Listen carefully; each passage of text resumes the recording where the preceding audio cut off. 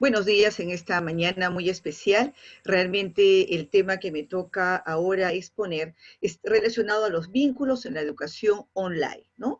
Definitivamente este es un tema que se ha puesto en boga y yo quisiera de principio irme directamente al punto. A lo largo de todos los expositores han dicho cosas tan fabulosas que de una u otra manera nos vienen nutriendo todas las actividades que tenemos que ejecutar con esta niñez y con este proceso de crecimiento respecto al desarrollo humano.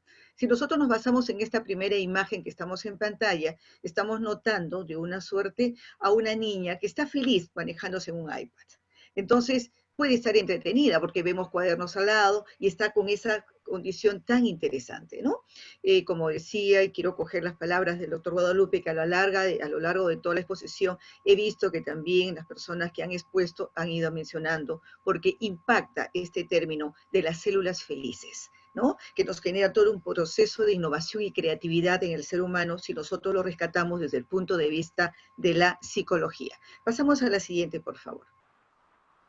Muy bien. Lógicamente, este tema de pandemia nos ha creado la exigencia de readaptarnos a muchos nuevos estilos de forma de vida, bajo cualquier circunstancia.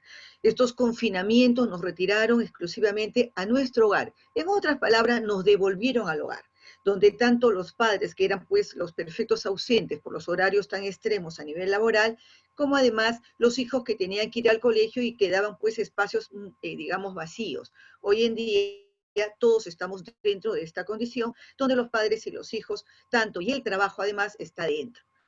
Pasamos a la siguiente, por favor. Entonces, ¿qué es lo que podemos decir?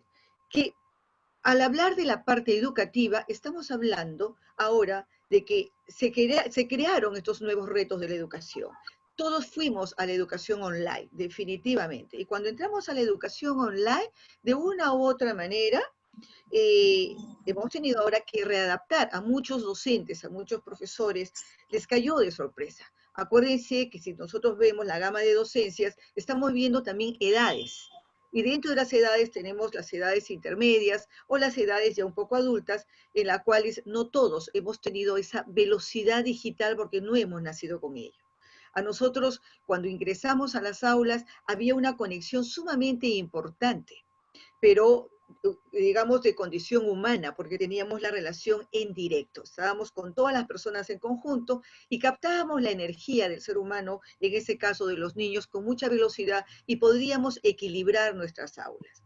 Sin embargo, cuando ya nos vimos sujetos a experiencias básicamente de estar en las computadoras, rompía mucho el esquema, porque de la misma manera no solo pasaron los docentes, pasamos los profesores, ¿no? A aquellas personas que nos dedicamos también a la docencia dentro de nuestras múltiples actividades, de la misma manera pasaron los niños. Ustedes observen básicamente cómo en esta realidad de las criaturas estamos viendo ahora también el hecho de estar en el grupo, de estar disfrutando de sus amiguitos, ahora nos estamos encontrando de una u otra manera eh, frente a una pantalla, ¿cierto? Frente a una pantalla. Nos vamos a la siguiente, por favor.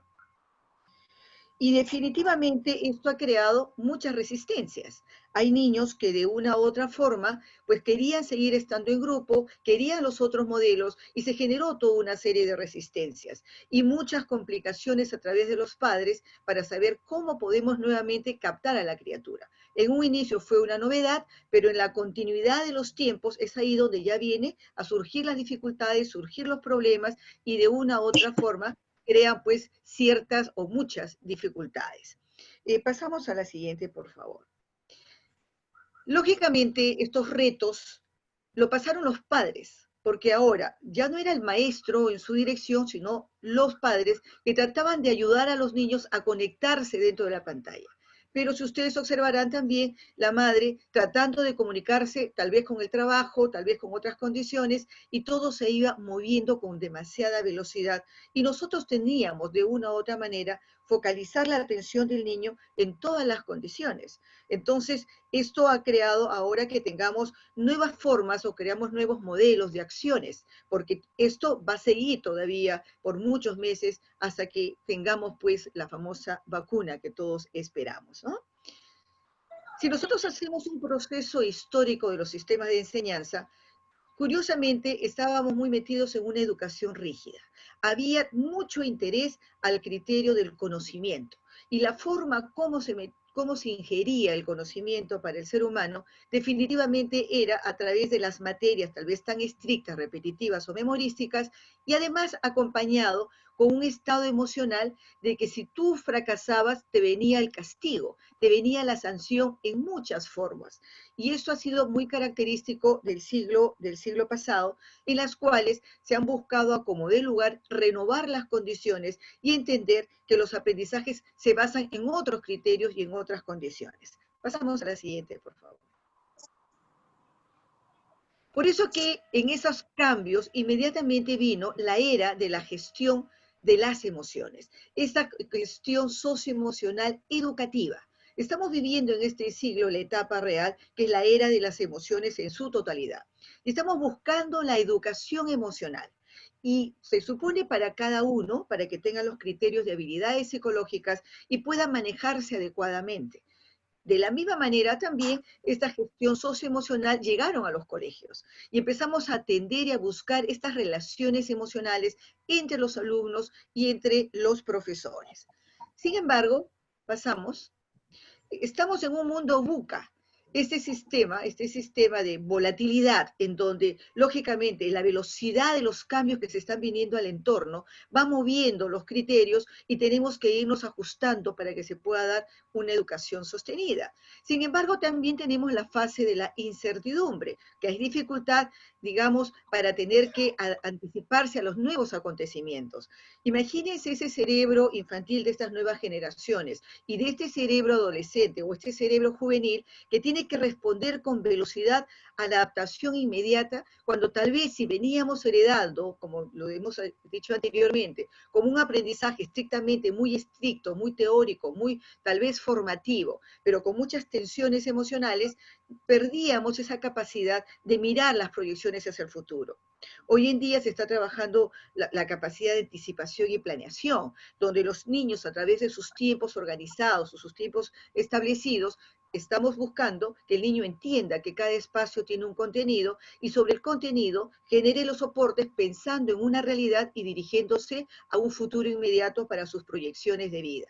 Por eso que entramos al mundo de la complejidad, porque hay una proliferación de factores críticos que afectan a las formas de decisiones. Sí, sabemos que el mundo es complejo, sabemos que esto puede variar bajo cualquier circunstancia y crear confusiones, pero cuando ya se viene preparado con una condición mucho más sostenida a nivel de la personalidad, a través del desarrollo psicológico, el desarrollo humano, a través de esa salud psicológica que tanto hablamos los psicólogos, podemos ayudar a que esta etapa de ambigüedad, que es la dificultad para interpretar los acontecimientos, digamos, nuevos que impacten a nuestras actividades, tengamos pues mejores recursos para poder nosotros crear en estas condiciones.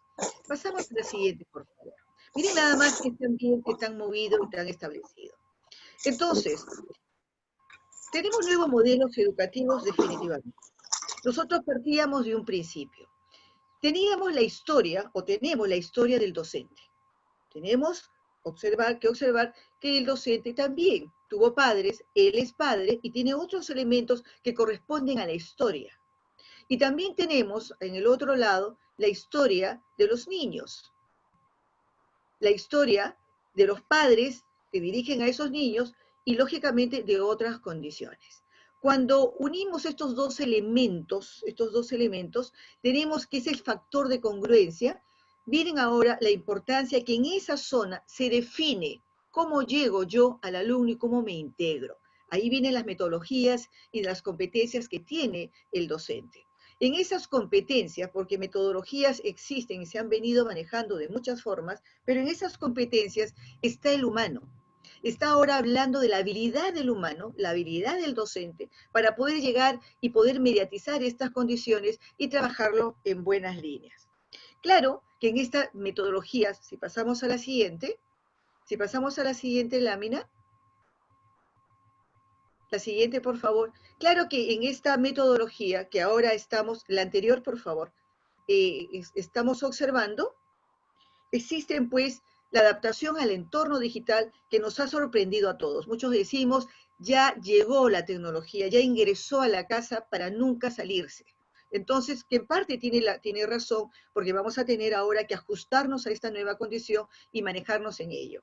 Lógicamente, tenemos que estar en todos los procesos de la alta capacitación y empleo de las tecnologías de información. Pero esa tecnología manejada en base a qué criterios, que sea una información muy pictórica, más no teórica, tiene que ser muy dinámica, con un contenido muy flexible en base a las necesidades del alumno o de las edades o las etapas con las que yo me estoy enfrentando. Cuando escuchábamos a nuestra expositora Silvana Corso, hablaba perfectamente que no todos tenemos un estilo y una velocidad de aprendizaje en las mismas circunstancias, pero sí tenemos emociones, lo cual es importante, ¿no? Por eso que tenemos que buscar la promoción y el desarrollo del autoaprendizaje basado en el sistema de las emociones, sin dejar de lado este fortalecimiento de la inteligencia creativa. Esto hace, de una u otra manera, que lógicamente nosotros tenemos que mirar condiciones. Si pasamos a la siguiente, porque tenemos que ahora ver cómo llego a esta parte emocional, cómo puedo llegar al niño a las emociones si antes yo los tenía cerca, los tenía en el aula, los podía sentir, los podía olfatear, podíamos hacer contacto físico. Y hoy en día, de una u otra manera, los tenemos frente a una computadora buscando los sistemas de contacto. Por eso que decimos nosotros, ¿de qué manera creo ahora nuevas formas de comunicarme donde pueda yo interrelacionarme adecuadamente y vincularme, sobre todo, para poder llegar a esta relación de lo que significa el aprendizaje con placer? Se supone que la era de la gestión emocionales venía cargado de esta secuencia: aprender con placer. Todo aprendizaje a nivel de placer es un elemento en donde ingresa hacia nuestro interior y este aprendizaje se hace muy consolidado. Por eso que nos interesaba las competencias de las habilidades del docente, en que tenga que ir mejorando respecto a sus recursos humanos.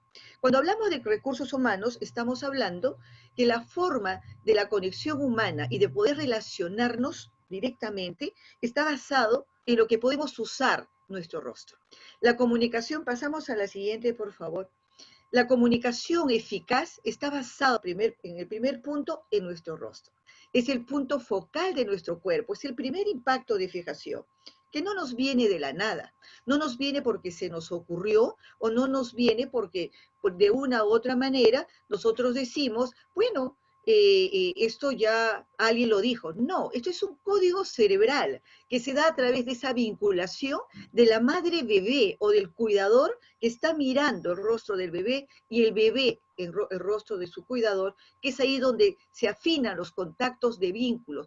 De eso hablamos las teorías de los apegos, la relación vincular que se da y que básicamente se viene a través del rostro como fuente de comunicación y el concepto del cierre circular afectivo, que es uno de los puntos que nosotros tenemos que ir observando en todas sus condiciones. Por eso tenemos que tener mucho cuidado, porque ahora los niños y los adolescentes y los jóvenes y todos en general, la tecnología nos está captando el rostro. Es el punto ahora que nos mira. No se va a todo el cuerpo, se va justamente a la zona en donde son los vínculos reales del humano, el rostro, los brazos y las manos. Entonces, ¿qué podemos decir? Tenemos que tener mucho cuidado con el tipo de rostro que estamos utilizando. Muy bien, los gestos. Retrocedemos por favor un ratito. Nuestros gestos. Resulta que el rostro que usamos está unida a la emoción que más empleamos. Muchas veces me preguntan, ¿cómo hacemos si yo tengo un rostro de expresión dura? Tuve una historia dura y ya no me queda otra que este es mi rostro y no puedo más. Lo interesante es lo maravilloso. Si tú le das al cerebro estímulos de felicidad, tu rostro se ligera. Y si tú vas trabajando tu rostro en todas sus condiciones a través de los únicos alimentos emocionales, que es el contacto afectivo, que es la risa, que son los pensamientos positivos, que es la oxigenación continua hacia tu vida, que le des nuevos enfoques con pensamientos positivos y lo tomamos muy en cuenta para un entrenamiento continuo, tengan la plena seguridad que estos rostros que están en pantalla se van.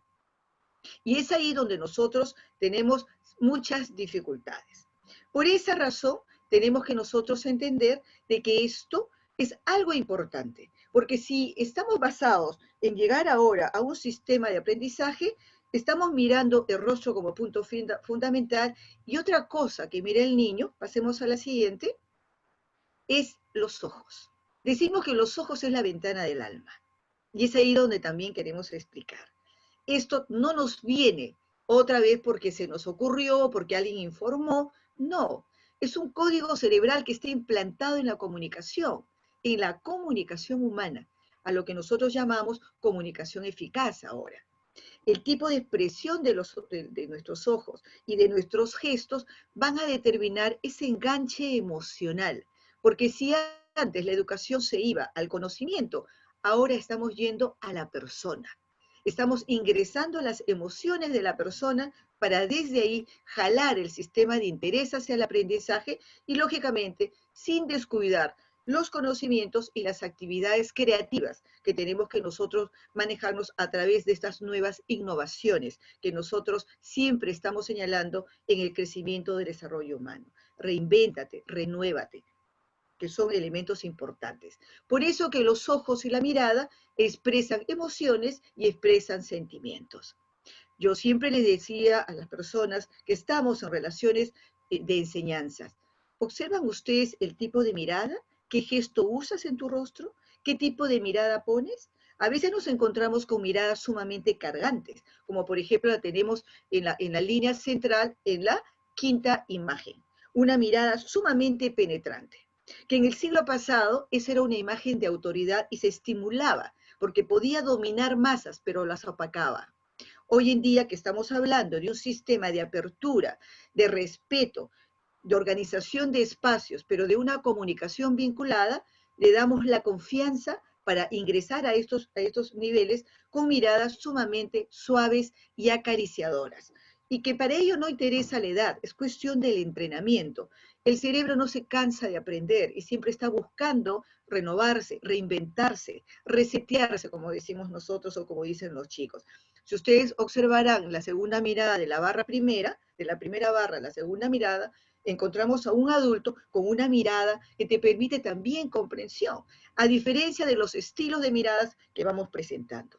Nosotros tenemos que ser conscientes que tenemos que llegar a este sistema de integración sensorial, porque es parte de un concepto de comunicación. Este concepto en donde nos encontramos y nos integramos porque nos aceptamos. Y para eso, dentro de esta aceptación, también interesa la voz. Entramos a la siguiente lámina, por favor. Porque la voz también expresa pensamientos, es parte de una comunicación verbal, pero también expresa sentimientos, expresan deseos. Esa es otra cosa muy importante que nosotros tenemos que trabajar. La necesidad de la voz, de establecer la melodía de la voz. Resulta que también la forma de cómo tú te comunicas respecto a la entonación de la voz, la melodía de la voz, tiene que ver con tus emociones. Por eso es que yo muchas veces he pedido y he hecho muchos talleres trabajando sobre la parte del rejuvenecimiento emocional. Más aún para aquellas personas que están en la docencia continua a través de los colegios. La melodía emocional, tu rejuvenecimiento emocional. ¿Para qué? Para que exista flexibilidad en toda tu estructura psicológica y tú puedas fluir con mucho más naturalidad en los momentos que tú deseas realmente llegar a los demás, comunicarte con los demás, porque ese es el objetivo fundamental. Estas dos condiciones importantes que nosotros hablamos, que mire, yo me quedé impresionada cuando dije, claro, la tecnología nos ha puesto en pantalla, pero ¿cómo llego a la condición humana? Y digo, nos enfoca el rostro, nos enfoca, nos escuchamos a través de la voz. Y este circuito afectivo que viene a través del rostro, cuello, hombros y, cabeza, y manos, nos permite fluir, nos permite entendernos. Entonces, así como estás en la pantalla, ¿no? Como vemos a esta señorita, a esta profesora, que está hablándole con mucha naturalidad. Justamente a eso vamos, a que tengamos esa fluencia. ¿Por qué razón? Pasamos a la siguiente. Porque nosotros tenemos que llegar a esa escucha sensorial, a que nos sintamos, a que podamos ingresar, penetrar a este mundo interno a través de la mirada, percibiendo las reacciones que podemos captar a través de este circuito afectivo, de este cordón afectivo de comunicación para llegar a ese oír. Porque si simplemente yo me voy, cumplo un sistema de enseñanza cognitiva, no me intereso de los demás elementos, probablemente todos oyen, pero no escuchan sensorialmente. Van a ingresar la información y así como ingresa, simplemente o lo memoriza o se va la información. En cambio, cuando llegamos a esa escucha absoluta, emocional, donde podamos enganchar a la persona, justamente al alumno, o al niño, o al adolescente, o al joven, o a quien nos esté escuchando, logramos enganchar con esta realidad oportuna, créanme que las circunstancias se van a hacer totalmente diferentes. ¿A dónde nos va a llevar? ¿A qué sector nos va a llevar? Perdóneme. En principio, a este famoso liderazgo educativo. Hoy en día, todos estamos hablando de liderazgo, pero para llegar a este sistema implica una congruencia absoluta de lo que realmente nosotros podemos pretender, digamos, llegar en este ser humano. Esa disposición de ese líder trascendente, donde venga el gusto y el deseo de ayudar a la humanidad desde su interno, con todas sus competencias y habilidades y sentirnos útiles en la vida. Por eso es que nosotros decimos, tenemos que aprender a gestionar nuestra energía y nuestras emociones para nosotros mismos y para el estudiante, porque van de la mano en esas condiciones. Pero para esto entramos al principio de lo que significa, en lo que nos basamos en la inteligencia emocional. Definitivamente, la autenticidad. Aprender a reconocer nuestros propios temores y además aprender a alentarnos con resolución a que sí podemos a través de los pensamientos positivos y que también podemos todos, tanto el docente como el niño, o el adulto, o el joven, o el adolescente. Y tenemos que constantemente estar atentos a la demostración de una escucha de apoyo, como lo explicaba la psicóloga Jacqueline Chamochumbi y el maestro, el docente Marco Pecuzio, que estaban a entender al niño, se les escucha al niño. Algo que me agradó es que se escucha todo, no hay crítica a nada. Hasta los pensamientos, opiniones más mínimas o más ridículas es importante, porque lo dijo por algo y hay que aprender a escuchar. Entonces, y siempre están buscando al alumno en todas sus condiciones, para que estén constantemente viendo. Por eso que el mantener el seguimiento, ¿no? Sobre cómo manejar sus dificultades, su estrés en conjunto, eso es algo sumamente importante. Claro que esa constancia, esa perseverancia en nuestros mensajes, creándole ese seguimiento personalizado, porque eso nos permite ahora tener la disposición de los tiempos dentro de estas tecnologías eh, eh, que usamos, nos ayuda, porque nos permite ahora utilizar mejores recursos disponibles en todos los niveles. Imaginemos la tecnología, la emoción y las competencias y las capacidades unidas en una sola resolución, nos va a llevar a muchos elementos. La siguiente, por favor. Por eso es que nosotros decimos, hay que motivarnos y encontrar el placer en esta nueva realidad.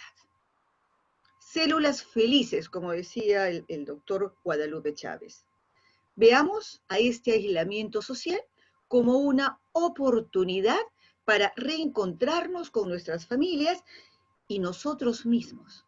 Necesitamos este desarrollo personal, necesitamos vivir en salud psicológica, en donde el alumno, si vemos por ejemplo, la segunda imagen, está feliz con lo que escucha y lo está viviendo y lo está disfrutando. Y donde tenga al padre al costado o a la madre, entendiendo la educación y estableciéndose los momentos oportunos. Lógicamente, de esta forma, nosotros podemos llegar a estos vínculos, al cual yo les llamaría vínculos emocionales, a través de estas técnicas digitales.